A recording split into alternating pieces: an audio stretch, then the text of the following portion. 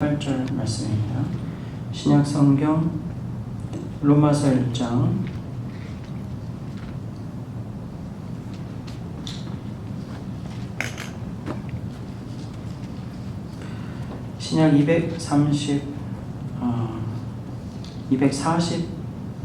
239페이지 좀 읽겠습니다. 신약 성경 239페이지 로마서 1장 17절과 18절 말씀입니다.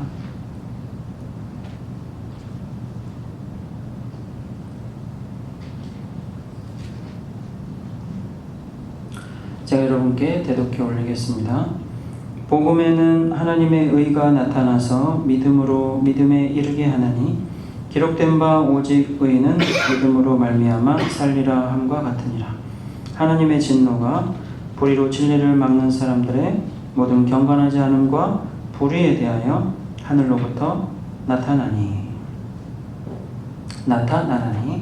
아멘. 오늘 봉독해 올린 이 말씀으로 두 가지 사람과 또 나타나는 것 두 가지, 또 나타나는 방법 두 가지.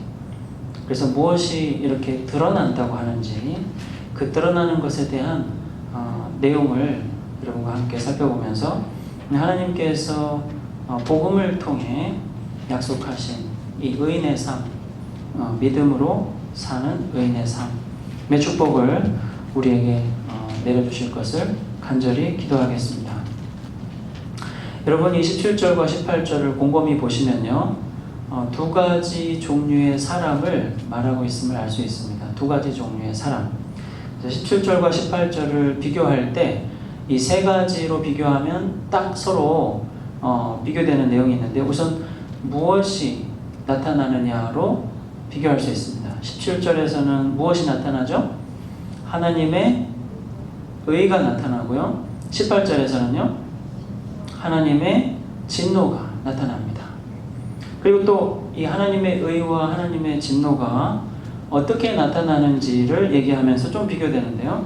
하나님의 의가 17절에서는 어떻게 나타난다고 합니까? 믿음에서 믿음으로 라고 이렇게 방법을 얘기하죠. 하나님의 의는 눈에 보이도록 드러나는 거예요. 근데 그게 믿음에서 믿음으로 라는 방법으로 나타난다고 하고요. 그 다음에 이제 하나님의 진노는 또 어떻게 나타나냐면, 그래서 그걸 보면은 딱 알 수 있도록, 하나님의 진노를 알 수 있도록 어떻게 나타나냐면 뭐라고 합니까? 믿음에서 믿음으로 하고 잘 비교되는 말이 거기 있어요. 하늘에서부터, 마치 믿음에서라고 하듯이 하늘에서부터 모든 불경건 위로. 그래서 이것도 from에서 upon으로 방향이에요. 그 다음에 믿음에서 믿음으로 할 때도 from faith toward faith 할 때처럼 방향이고요. 이게 방법입니다. 하나님의 의가 믿음에서 믿음을 향하여 라는 이런 방법으로 나타나듯이 하나님의 진노 역시 하늘에서 모든 불경건 위로 정말 나타나요. 말 그대로 볼 수가 있어요. 그 누구에 관한 이야기인가를 비교하면 17절은 믿음으로 사는 의인에 대한 이야기라면 18절은 누구에 대한 이야기입니까? 불의로 진리를 억누르는 불의한 사람들. 그래서 앞에는 의인, 18절은 불의한 사람, 이렇게 딱 비교가 되죠. 그래서 이 17절과 18절은 하나하나 비교되는 내용을 살펴보면 공통점이 드러나는 게 있다. 드러나는 것은 숨겨진 거 아닙니다. 지난주에 우리 말씀을 들을 때 누가 진짜 아브라함의 자손, 유대인, 우리 그리스도인이냐를 따질 때 부모님이 유대인이라고 해서 당시 사람들이 나는 하나님의 축복을 받았던 아브라함의 후손 이런 그런 게 아니고, 또 하나님의 말씀을 읽고 배운 어떤 그런 교육을 받았다고 해서 그것도 하나님의 약속받은 아브라함의 후손이라는 것도 아니고, 몸에 할례가 있다고 해서 그런 것도 아니고, 뭐라고 했습니까? 하나님이 약속한 아브라함의 후손의 증거라는 그 할례도 영으로 받는 것이라서 안 보이는 거고, 진짜 하나님의 그 약속한 아브라함의 후손 유대인도 속에 감춰진 사람이고 해서 볼 수 있는 게 아니라고 그랬잖아요. 그때 감춰졌다, 이면적이다, 이런 얘기는 오늘 여기서 말씀하기를 드러난다는 것과 딱 반대말이에요. 드러나는 거는요, 이 덮여있던 거를 걷어내기 때문에 보일 수밖에 없는 겁니다. 그래서 계시라는 말도 바로 그런 말이거든요. 하나님의 의도, 하나님의 진노도 드러난다. 당시 바울 사도가 살았던 시대에도 그렇게 드러나는 현재고요. 오늘 우리의 시대도 그렇습니다. 하나님의 의가 이런 방법으로 의인에게 드러나는 것이 현재 그런 것이고요. 하나님의 진노가 불의한 사람들에게 바로 그런 방법으로 하나님의 하늘로부터 모든 불경과 위로 드러나는 것 역시 현재 그렇게 나타나는 바로 현재 벌어질 수 있는 일들이에요. 저는 이 두 가지 것에 대한 비교를 통해서 우리에게 성령께서 하나님의 의가 믿음으로 사는 의인에게 믿음으로부터 믿음으로 나타나는 것의 은혜를 우리 자신에게 간절히 사모할 수 있기를 바랍니다. 여러분, 드러나는 것이 두 가지라고 그러죠. 우리는 17절의 말씀을 이것은 내가 예수님을 믿어서 어떻게 하면 사는지를 가르쳐준다 고라고 성급하게 알기보다는 여기서 드러난다고 하는 것은 우리가 예수를 믿고 오는 우리의 의라기보다는 누구의 의라고 합니까? 하나님의 의. 그죠? 하나님의 의가 드러난다. 의인이 믿음으로 사는 것은 하나님이 얼마나 의로운지를 보여주는 거라고요. 하나님의 의를 보여주는 거라고요. 그분이 얼마나 의로우신지를 믿음으로 사는 사람을 통해서 보여주는 거라고요. 근데 그 사람의 믿음은 무엇인가? 믿음으로부터 나와서 믿음을 향해서 가는 완전히 믿음뿐인 그 믿음이라는 것입니다. 반면 하나님의 진노, 하나님이 굉장히 진노하시고 벌을 내리시는 모습은 어떻게 나타나는가? 하나님이 이렇게 나타나셔서 저렇게 잘못하는 사람 꾸짖어 주셨으면 좋겠다. 제발 저 사람이 저렇게 말을 못하도록, 저런 행동을 더 못하도록 해주셨으면 좋겠다는 것은 여기서 말씀하시는 그런 진노가 나타나는 방법이 아니에요. 하나님의 진노는 불의로 진리를 거스르는 불의한 사람들에게 하늘로부터 그 사람들의 불경건 위로 나타나는데 18절 그 다음부터 보면은요, 하나님께서 드러내시는 진노가 과연 어떤 식으로 사람들의 그 불의한 사람들에게 진짜로 나타나느냐, 숨겨진 것도 아니고 그냥 다 드러나게 하나님이 정말 이 사람한테 진노하셨구나 라고 할 수 있게 하느냐를 얘기해 줍니다. 그래서 여러분, 이 하나님의 진노가 나타나는 사람들은요, 그 드러나는 방식이 두 가지라고 해요. 조금 전에 말씀드린 대로 하늘에서 모든 불경건 위로 나타나는 하나님의 진노가 있는데요, 하나님의 진노는 여기 말씀해 보면은 오늘 우리가 읽은 그 18절부터 1장 마지막 절까지 그 불경건한 사람들의 불경건함이 무엇인지를 얘기하면서 그 사람들에게 하나님이 어떻게 진노하는지를 이렇게 자세하게 얘기를 해줍니다. 그래서 하나님의 진노를 받은 사람들은 1장 24절을 보면 하나님께서 저희의 마음의 정욕대로 더러움에 내어버려 두신다고 해요. 왜 그렇게 내어버려 두시는가? 사람이 그 썩지 않는 하나님의 영광을 썩는 것하고 바꾼답니다. 이 장사의 개념이에요. 뭐가 더 좋은가 비교해봐서 나한테 이익이 되는 걸 얻기 위해서 별로 이익이 안 되는 걸 바꾸는 거, 트레이드 하는 거거든요. 근데 이제 사람이 썩지 않는 것이 있고 또 썩는 것이 있다고 할 때 이 불의한 사람들의 생각은 어떠냐면 썩는 게 이익이다 고 생각하면서 썩지 않는 것을 버린답니다. 근데 이제 그게 아무 대가 없이 그냥 썩지 않는 건 그냥 관심이 없고 썩는 것만 얻고 싶어, 이게 아니라 썩지 않는 것을 희생시키고 썩는 것을 얻는다는 거예요. 썩지 않는 하나님의 영광을 썩는 것과 바꿀 때 하나님은 어떻게 진노하냐면 그 마음이 굉장히 바라는 더러운 것들이 있는데 그렇게 하게 그냥 놔둔다, 내버려둔다는 식으로 진노하신대요. 그 다음에요, 사람이 하나님의 진리를 거짓말과 바꾸면 26절에요, 그러면 그 사람들이 부끄러운 욕심을 가지더라도 그 욕심을 갖도록 그냥 또 버려두신답니다. 그래서 하나님의 진노는 그 사람이 나쁜 것을 바랄 때 그 나쁜 걸 얼마든지 바라도록 그냥 놔두시는 것으로 드러나고요. 그것을 사람은 볼 수가 있답니다. 저 사람이 저렇게 나쁜 것을 좋은 것과 바꾸면서 계속 저렇게 원하는 이유는 하나님이 그렇게 진노하시면서 놔두셨기 때문이다. 그래서 26절에 보면은요, 그 부끄러운 욕심이라는 게 좀 안 맞는 욕심, 남자가 남자와 더불어서 혹은 여자가 여자와 더불어서 동성애를 얘기하고 있습니다만, 이것은 더 폭넓은 의미가 아닐지요. 사람이 하나님이 가르쳐 주시는 진리, 그래서 사람이 어느 정도는 다 차이는 있더라도 어느 정도는 하나님께서 정말 인정하실 수 있는, 칭찬하실 수 있는 게 뭔가를 다 알 수 있답니다. 다 알 수 있대요. 진리가 무엇인지. 그러나 그것을 거짓말과 바꾸고 싶어 한답니다. 그럴 때 사람은 욕심을 낼 게 아닌데 욕심을 내고 싶어 하는 사람으로 형벌을 받는데요. 그래서 남자가 남자를 원하는 것에 대해서 대부분의 사람들은 그렇게 할 일이 아닌데 왜 그렇게 하는 생각을 하잖아요.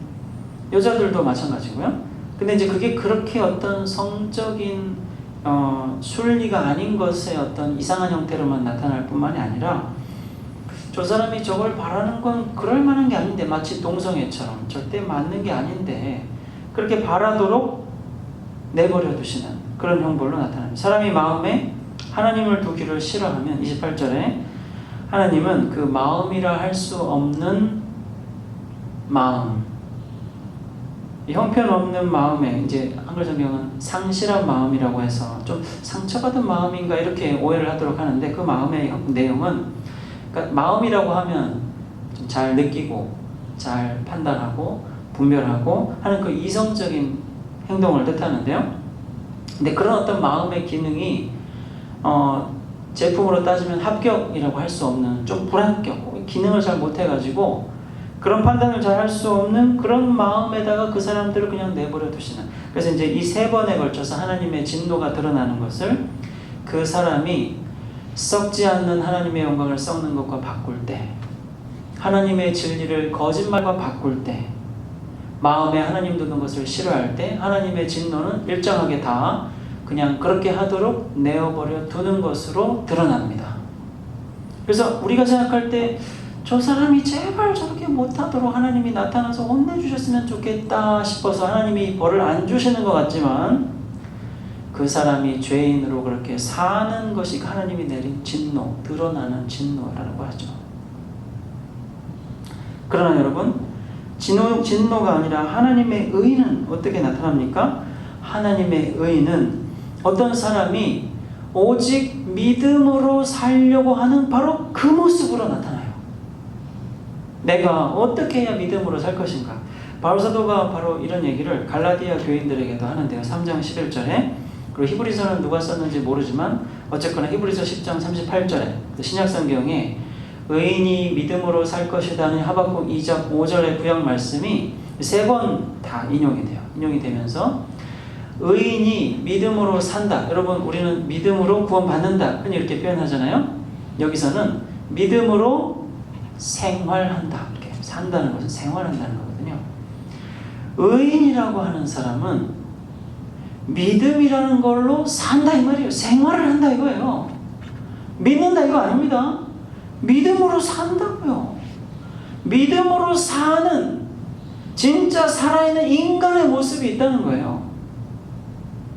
하박국 2장 5절에 보면 이 유명한 구약의 말씀, 의인은 믿음으로 살리라 할 때 이 의인이 얼마나 악인과 다른지를 하박국 이 전체 3장으로 이루어져 있습니다만 3장의 말씀을 통해서 정말 날카롭게 대조를 해요.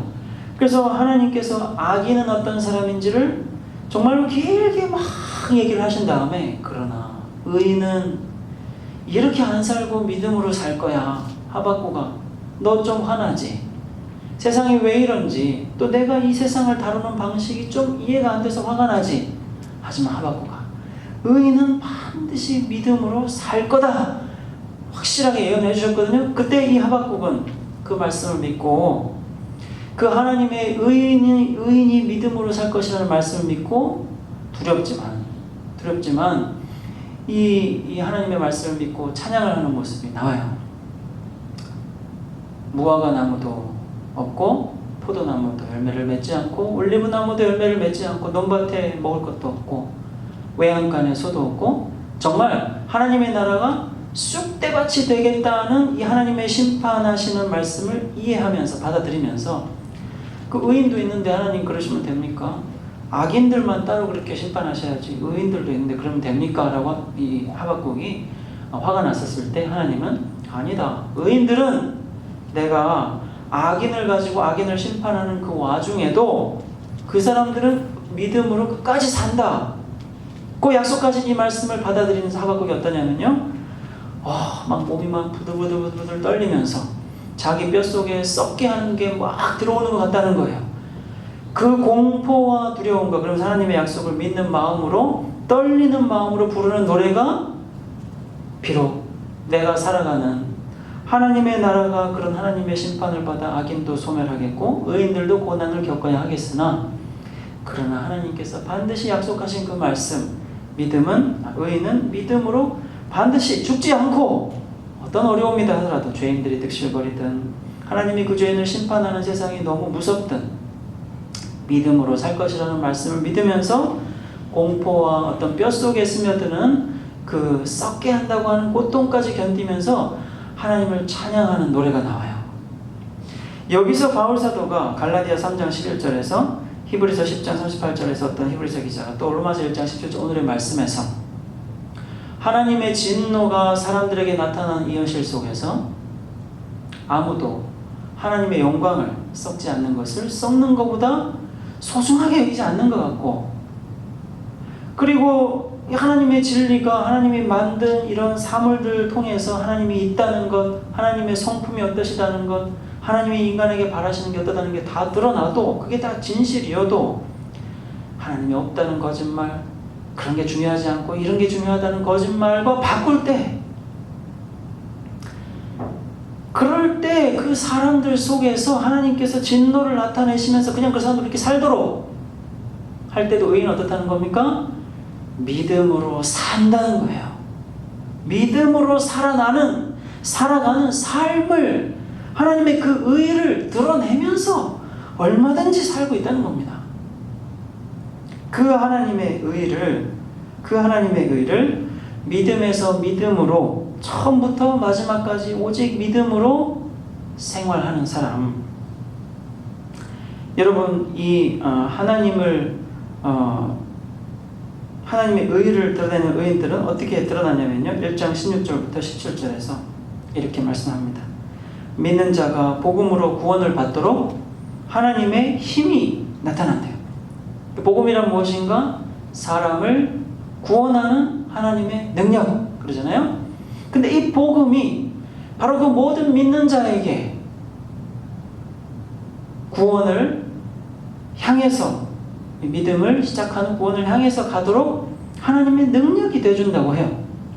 그 믿음으로 사는 사람은 바로 이런 복음을 믿고 그 복음이 자기를 향해서 나타내는 하나님의 능력, 믿음으로 살아가는 삶을 보여주는 그 능력을 나타냅니다. 기억하시죠? 바울이 로마 성도들에게 왜 이런 로마서에 긴 편지를 보냈는가? 영적인 은사라고 처음에 얘기했고 로마서 16장 26절에서는 복음이라고 얘기한 성도를 견고하게 해주는 이 복음을 꼭 여러분들에게도 전달하고 싶었다고 했기 때문에 이 로마서를 썼다고 하지 않았습니까? 그 사람이 복음을 믿으면 믿음에서 믿음으로 그래서 오직 믿음만으로 살아요. 생활을 해요. 그래서 복음이 사람을 구원을 향해서 살 수 있게 하는 하나님의 능력. 내가 자꾸 안 된다 이거는 하나님의 무능해서 그런 게 아니에요. 복음은 틀림없이 하나님의 능력을 나타내줘요. 그래서 나에게 필요한 것은 내가 이렇게 연약하다고 생각할 때 필요한 것은 복음입니다. 복음. 내가 듣고 믿고 그 믿음을 가지고 살 수 있는 능력인 하나님의 복음이에요. 믿는 자에게 하나님이 역사하시면 의인이 믿음에서 믿음으로 살게 되어 있습니다. 근데 여러분 17절 말씀을 다시 한번 자세히 보세요. 믿어서 의인이 된다고 하기보다는 그죠?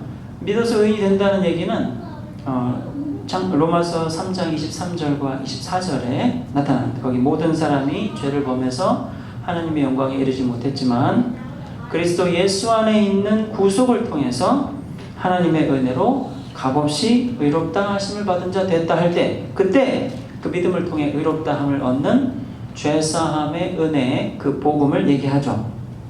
그러나 여기서 얘기할 때 구원을 얻게 하는 하나님의 능력, 그래서 의인이 하나님의 의를 자기가 살아가면서 사람들한테 이렇게 드러내는, 보여주는 이 얘기를 할 때는 믿어서 의로워진다고 하지 않고요.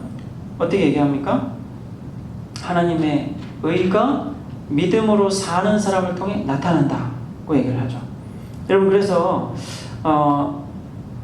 총 15장으로 된 이 로마서에서요, 죄사함이라는 은총의 복음은 한 부분이고, 우리가 이렇게 구원받게 하는 하나님의 능력으로서 복음, 그래서 그 사람의 삶을 통해서 하나님의 의가 나타나게 하는 이 하나님의 구원의 능력, 복음은 로마서만 해도 여러 부분으로 이루어져 있습니다.